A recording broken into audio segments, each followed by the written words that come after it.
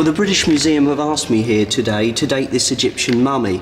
It's of a priestess who lived and died in Thebes, they think about 1000 BC, and they believe this because of the style of decoration on the sarcophagus and the way that the mummy's actually been wrapped. And the technique I'm actually going to be using is radiocarbon dating. All living things contain 3 types of carbon atom. They are chemically identical, but their total mass is different. They are isotopes of carbon. 99% of carbon atoms have 12 particles in their nucleus. This is their mass number. They have 6 protons and 6 neutrons.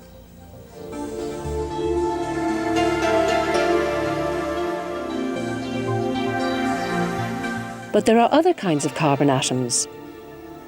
1% of carbon atoms have a mass number of 13. They've still got 6 protons, but instead of 6 neutrons, they have 7. And finally, 1 in a million carbon atoms is radioactive. This means that their nucleus is unstable. The mass number of these radioactive atoms is 14. Again, they have 6 protons, but these unstable atoms have 8 neutrons. Excess neutrons make the nucleus break up. It emits radiation and changes to form a nitrogen nucleus. It's these radioactive carbon atoms that are used in the carbon dating of the mummy wrapping. So what I'm here to do today is just to remove a small sample from the actual wrapping, and I noticed there's a small piece of it that's come very loose, it's almost off. So I'm actually just here to remove it with my scalpel and take it away to Oxford for analysis. And there it comes.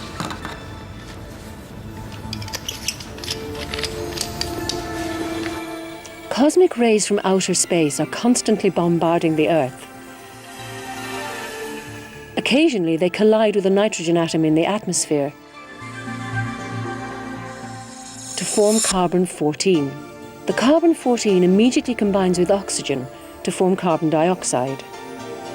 This radioactive carbon dioxide finds its way into plants. Plants are eaten by animals and humans. Well, radiocarbon dating is applicable to anything organic, anything that's lived really between about 200 years ago and less than about 50,000 years ago. And the principle is fairly simple. Anything that's living or once lived exchanges carbon with the atmosphere. And of course, when the organism dies, that exchange ceases.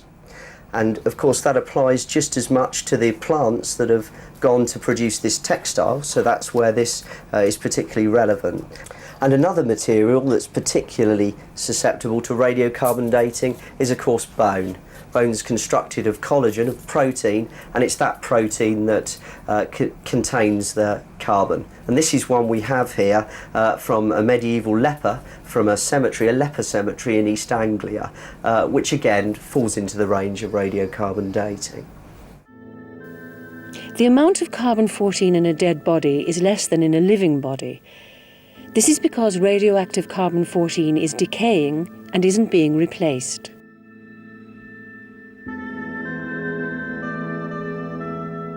Scientists have calculated that it takes 5,700 years for carbon-14 to decay by half. This is called the half-life of carbon-14. It would take another 5,700 years for it to decay by half again, and again, and again. If we plot the half-life as a graph, with the amount of carbon-14 on the vertical axis and time on the horizontal axis, it will look like this. Using the half-life graph, scientists can carbon date the mummy, but first the mummy wrapping must be cleaned. We just need to get rid of all the pieces of dust and so on, so we've eliminated everything except the actual cellulose that the wrapping is actually made from. Hi Jill. Hello. Here's the sample, it's over to you. Okay, thank you. Okay. A small sample of mummy wrapping is placed in a combustion chamber, where it is burnt and converted into carbon dioxide gas. The gas is sealed in a glass tube. All the carbon atoms from the wrapping, including the radioactive ones, are now trapped in this tube. Well, our sample of mummy wrapping has now been reduced to an ampule of CO2 gas, which I'm actually going to inject into the machine.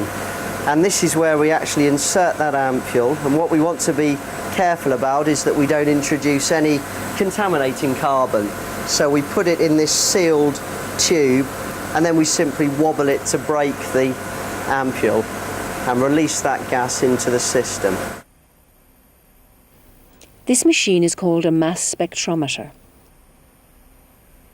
It uses powerful magnetic fields to sort out and measure carbon-12, carbon-13 and carbon-14. Now, what the mass spectrometer has actually done is measured directly the amounts, counted the amounts of C14, 13 and 12 in the sample. And here it is just come up on the screen. This is the one we're concerned with. And you can see the mummy wrapping here has 69% of its original carbon left. In other words, it's lost about 31% of the carbon it would have had in life.